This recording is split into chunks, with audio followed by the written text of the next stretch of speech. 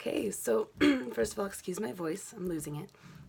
But one of the trade books I chose was A Boy and a Jaguar by Alan Rabinowitz.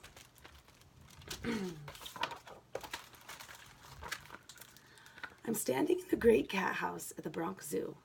Why is this jaguar kept in a bare room? I wonder. I lean toward my favorite animal and whisper to her. What are you doing? My father asks. I try to explain, but my mouth freezes, just as I knew it would. I am a stutterer.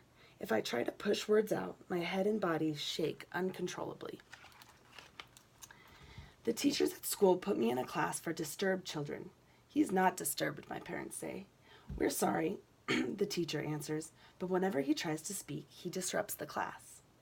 The teachers think I am broken. Am I? But I can do two things without stuttering. One is sing, only I can't sing well, and the other is talk to animals. Every day I come home from class and go straight to the closet in my room. I bring out my pets, a hamster, a gerbil, a green turtle, a chameleon, and a gardener snake. I close the door and talk to them without stuttering. I tell them my dreams. I tell them that I want to be able to speak like everybody else. I know that my pets listen and I understand. Animals can't get the words out, just as I can't get the words out. So people ignore or misunderstand or hurt them, the same way people ignore or misunderstand or hurt me. I make a promise to my pets. I promise that if I ever can find my voice, I will be their voice and keep them from harm. My parents try everything to help me. Doctor after doctor, medicine and hypnosis, nothing works. But my father knows the one thing that does work. He takes me to the great cat house at the Bronx Zoo. I go straight to the cage with the lone jaguar, lean over the railing, and put my face against the bars. I whisper my promise to her fluently. I get through school by learning tricks that stutterers learn. I learn when not to speak, when to avoid situations, and when to just not be around people.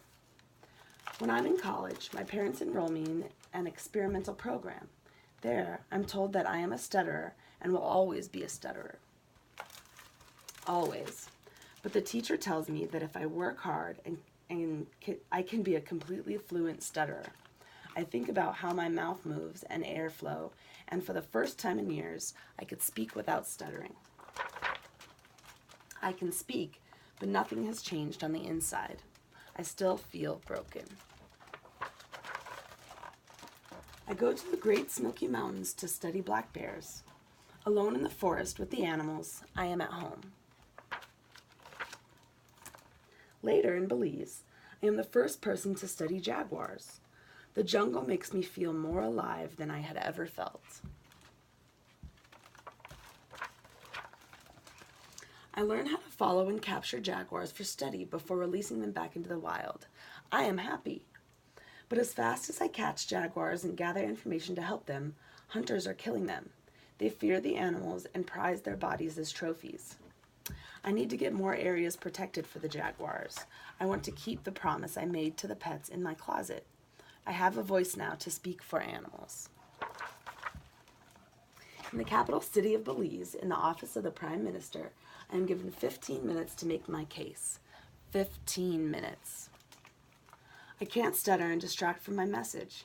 I have to convince one of the poorest countries in Central America, with no protected areas in the entire country, that it has to save jaguars. Later that day, the Prime Minister votes to set up the world's first and only jaguar preserve.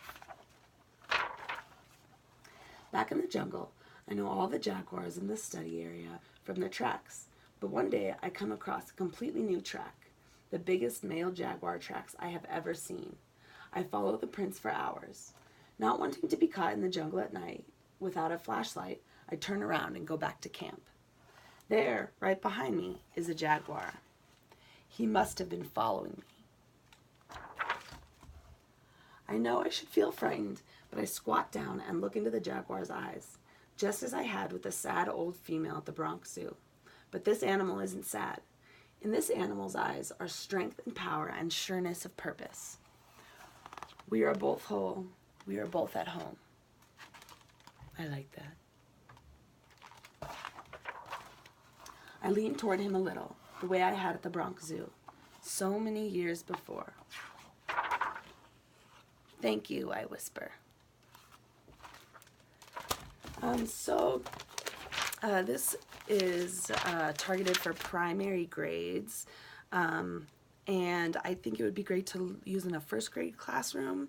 One of the standards is locating places and using geographic tools to do so. So you talk about Belize in the book, so I figure that you could talk about Belize and where it is and locate it on a map. And then also first grade standard is talking about individuals and different types of jobs that they do and work and how they earn money. So this is talking about a problem that a lot of kids go through, and then the author turning that problem, or not problem, but difficulty, into something really positive and a job and a way that he earns money, and also giving back to the world. So there's a lot of different topics you could tie into talking about this book. So I think it would be a really great trade book to use. And also, I love animals, and any story that talks about helping animals I think is awesome. So yeah, thanks so much. Bye.